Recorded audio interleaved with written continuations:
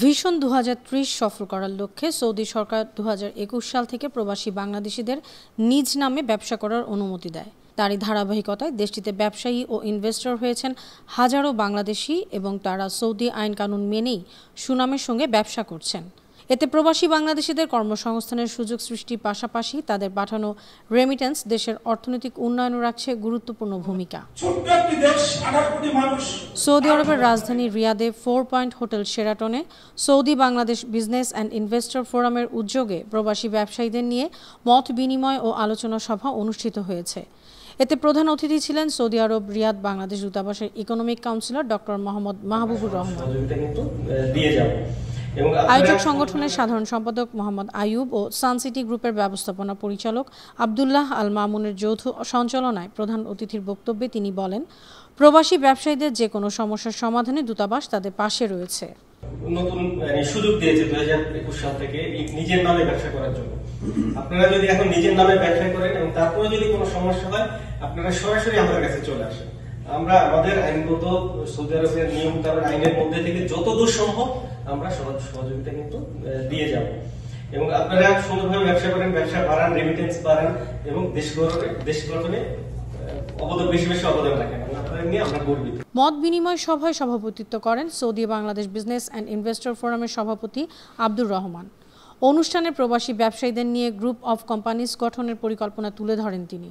আমরা প্রবাসীদের কল্যাণে এবং দেশের জন্য কাজ করা, যেমন করে সৌদি আরবে এখন যে সমস্ত ইনভেস্টর রয়েছে সকলকে একত্রিত করে একটি মিলন মেলা গঠানো এবং সেখান থেকে যে সমস্ত ব্যবসায়ী আছে তাদেরকে নিয়ে সৌদি আরবে আমরা মনে করেন যে আমাদের উদ্দেশ্য আছে যে আমরা গ্রুপ অফ কোম্পানি প্রতিষ্ঠা করা, যেটাকে মেগা গ্রুপ অফ কোম্পানি হিসাবে।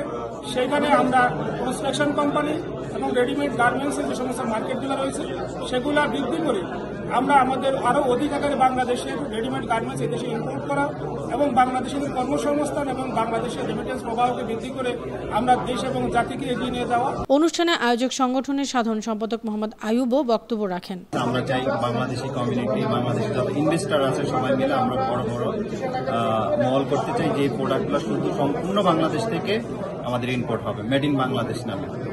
তো আমি আশা করব সমস্ত সৌদি আরবের যত ইনভেস্টর ব্যবসায়ীরা আছেন দলমত নির্বিশেষে সবাই আসেন, ঐক্য হয়ে আমরা কাজ করি দেশের স্বার্থে, আমার জাতির স্বার্থে।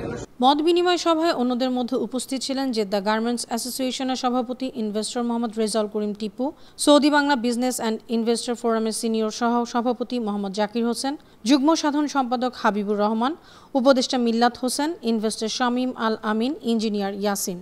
বক্তারা সকলের সম্মিলিত প্রচেষ্টায় ব্যবসা করে রেমিটেন্স পাঠিয়ে বাংলাদেশের অর্থনীতিতে আরও বেশি অবদান রাখার অঙ্গীকার করেন এবং সৌদি আরবে প্রবাসীদের নিজ নামে ব্যবসা পরিচালনার সুযোগ দেওয়ার জন্য সৌদি বাদশাকে ধন্যবাদ জানান। আমরা আমাদের আইনগত সৌদি আরবের নিয়ম কানুন আইনের প্রবাসী ডেস্ক, বানো টিভি।